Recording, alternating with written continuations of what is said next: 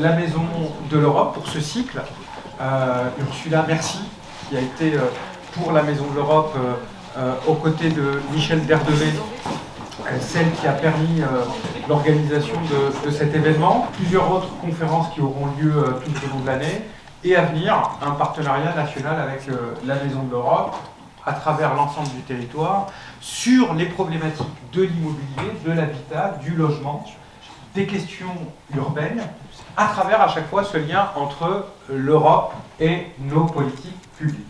Dans ces politiques publiques, l'une des plus importantes, celle qui est sous les feux de la rampe, la politique évidemment de transition énergétique qui comprend le domaine de la rénovation, entre autres, et qui est aujourd'hui véritablement au cœur des débats. Le constat aujourd'hui qu'on peut faire dans l'ensemble des États membres, donc c'est vrai en France, mais c'est vrai dans beaucoup d'autres pays européens, on rénove trop peu, donc il n'y a pas assez de bâtiments sur lesquels on a des gestes de rénovation, et quand on rénove pas en profondeur. Donc en gros, on rénove, mais sur des gestes parfois monogestes ou des rénovations moyennes, mais pas très profondes, 11% des bâtiments en Europe avec des gains énergétiques finalement assez faibles.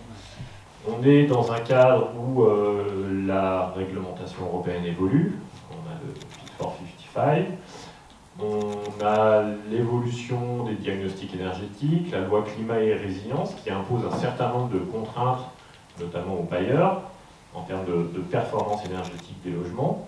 Et tout ça, tout ce cadre en fait vient apporter finalement des contraintes, mais en même temps des nécessités fortes de rénover les logements. Toutes ces évolutions réglementaires, législatives, ça amène d'abord un besoin de rénovation massive des logements sociaux.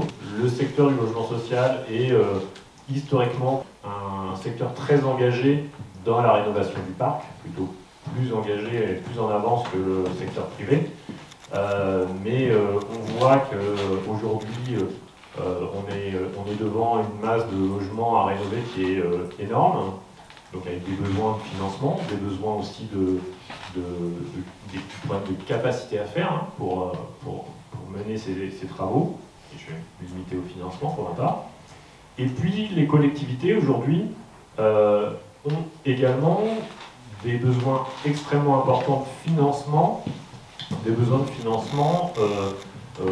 puisqu'on évalue, alors c'est le cabinet A4C hein, qui a évalué que jusqu'à 2030, il faudrait que les collectivités investissent environ 6,5 milliards par an, en plus de ce qu'elles font également dans la transition verte, pour pouvoir atteindre les objectifs qui ont été fixés par la Commission.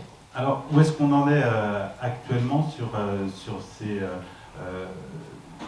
cette ambition de la rénovation énergétique des logements? J'ai essayé aussi de ne pas donner trop de chiffres, mais quelques-uns, parce que vous avez cité également, est-ce que les moyens sont là entre 2000, et je parlais de l'activité de l'agence, entre 2011 et 2020, l'agence, sur le segment de la rénovation énergétique, a aidé à peu près 500 000 ménages. Donc on va dire en 10 ans, on avait aidé 500 000 ménages à faire des travaux de rénovation. Depuis 2020, il y a un véritable tournant et on va y revenir parce que c'est un élément quand même assez important. De 2020 à aujourd'hui, on a à peu près aidé 1 700 000 ménages à faire des travaux de rénovation. Ça vous donne un peu l'ampleur de cette accélération. Si on parle financier, parce qu'il faut parler aussi de chiffres et des moyens, le budget de l'agence, on va dire sur ces années 2011-2020, à peu près, c'était 600 à 700 millions d'euros d'intervention pour aider les ménages. Le budget de l'ANA cette année, c'est 4 milliards d'euros, et effectivement qui viennent de subventions de la part de nos ministères de tutelle, donc qui sont votés au budget de l'État. Donc les moyens effectivement sont là, il y a une véritable accélération, une multiplication par 5 des moyens qui sont alloués à l'agence.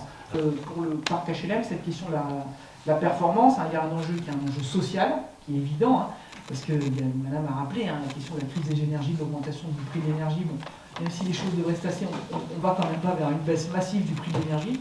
Donc pour les locataires et les occupants du parc social, il y a évidemment un enjeu de maîtrise de la facture, parce qu'aujourd'hui, ce qu'on voit, c'est qu'une partie du gain qu'on va gagner en performance, en vrai, il ne se traduit pas par une baisse de charge, parce qu'il ne fait que courir derrière la hausse du prix de l'énergie. Là où il y a quelques années, on pouvait se dire on va financer avec ce qu'on appelle la troisième ligne de quittance, ceci, de cela, aujourd'hui, ça devient beaucoup plus compliqué, parce qu'en fait, on court derrière la hausse des prix, et pour l'instant, on n'arrive pas à démontrer qu'on arrivera à faire de telles économies, ou qu'à l'inverse, les prix de l'énergie baisseront tellement que ce sera, je dirais, au bénéfice économique de nos occupants. On arrête de parler de bénéfices économiques sur la rénovation et la rénovation énergétique parce que c'est plus du tout acquis. Et on arrête de penser qu'on va financer ça par ce bénéfice, en tout cas pour le parc social. Et puis évidemment, il y a la question de la responsabilité environnementale du secteur. De ce point de vue-là, je voudrais quand même dire, je ne vais pas forcément plaider en termes d'euros pour ma paroisse, mais je vais quand même dire quelque chose. C'est que je comprends que naturellement, les politiques publiques s'adressent au parc social. La Caisse des dépôts a déjà entre guillemets des tuyaux, des financements qui vont vers le parc social. Vous l'avez dit, il y a les coprés, donc on se dit faut faire plus des coprés, je suis d'accord, il faut faire plus des coprés, il faut faire mieux les coprés, sinon les adhérents, voilà. L'État, c'est facile, on prend un décret, on dit il faut que le parc social, des dates, puis de toute façon les bailleurs ils sont assez légalistes, eux qui vont essayer de faire, etc. Comme, voilà, bon, il y a toujours quelques cas, mais dans l'ensemble c'est vrai. Mais en vrai, si on écoute Madame, qu'on écoute vraiment la problématique carbone, je veux dire, il faut se mettre dans une logique de Pareto. Le parc social est déjà beaucoup plus performant que le parc privé. Alors c'est beaucoup plus facile d'adresser une commande au parc social. C'est plus simple, on va plus loin, on fait un décret, un machin, etc. On va au fond HLM, on fait un discours, on signe un accord avec le mouvement HLM, un pacte, un machin, on verra comment ça s'appelle. En tout cas, s'il y a. Mais en tout cas, voilà. Mais ceci dit, sur le fond, si on se place du point de vue de la trajectoire carbone, je dis qu'il faudrait dépenser presque 3 fois plus d'énergie, 10 fois plus d'énergie sur son problème à lui, qui est le parc privé. Parce que c'est beaucoup plus facile de parler à 500 bailleurs HLM que de parler à 20 millions de personnes. Donc voilà, je le dis quand même, parce que c'est important à rappeler en termes de politique publique et d'efficacité. C'est vraiment un sujet, pour moi, c'est un sujet Pareto. Il faudrait vraiment réussir à le prendre comme ça. Je ne suis pas sûr que ce soit complètement. Je pense que tout le monde le comprend très bien, et qu'après il y a la question de l'autre Pareto qui est le Pareto politique, et qui vient faire que les choses s'orientent un peu différemment. C'est une politique moi, que je trouve assez passionnante, comme des politiques publiques, et j'ai commencé ma carrière à travailler sur la fabrication de la loi comme administratrice de l'Assemblée, parce que c'est une politique où vous avez tout, et plus encore depuis 2020, c'est-à-dire que vous avez des gros moyens. Vous avez le cadre législatif et réglementaire. Vous avez des acteurs plutôt extrêmement compétents et très engagés. Je pense qu'on en a eu la démonstration ce matin. Et ça ne fournit pas les résultats qu'on pourrait attendre. Ça ne fournit pas les résultats qu'on pourrait attendre. Ça, c'est pas la Cour des comptes qui le dit, mais ce sont de grands économistes, y compris des prix Nobel. Je pense si vous regardez la vidéo d'Esther Duflo lors de sa leçon au Collège de France, l'opinion avait titré Esther Duflo éparpille la rénovation thermique face aux peseurs. Donc c'est une démonstration intéressante où elle part d'une étude qui avait été faite aux États-Unis. Alors là, on se rassure, c'est pas du tout le but de se dire qu'on est plus mauvais que les autres. Personne n'a la martingale, personne ne sait trouver la solution idéale. C'est extrêmement complexe partout, dans toutes les régions du monde, et avec toutes les cultures, dans des cultures différentes. Donc ça, c'est le deuxième élément de contexte. Le troisième élément de contexte, quand même, on est en train de changer de système énergétique. Et c'est là que je bascule vers ce qu'il faut faire. Et c'est très paradoxal parce que finalement, on continue de regarder le bâtiment comme si on était dans le système énergétique ancien, c'est-à-dire que c'est un gros consommateur d'un système très descendant, très vertical, et on ne s'occupe pas ni de ce qu'il y a dedans, c'est-à-dire que le sujet de l'énergie dans le bâtiment, c'est l'interaction entre un contenant et des gens, c'est-à-dire c'est cette interaction-là qui nous intéresse. Et puis on ne s'occupe pas du tout non plus de ce basculement vers un système énergétique qui va avoir des composants beaucoup plus décentralisés. Et le sujet, je suis tout à fait d'accord avec vous, le sujet c'est pas aujourd'hui, alors si brutalement c'est plus seulement de rénover les bâtiments, le sujet c'est comment faire du bâtiment un acteur non seulement de la transition énergétique, mais du système énergétique, d'un système énergétique performant et décarboné. C'est plus dans ces termes-là qu'on peut relier la problématique.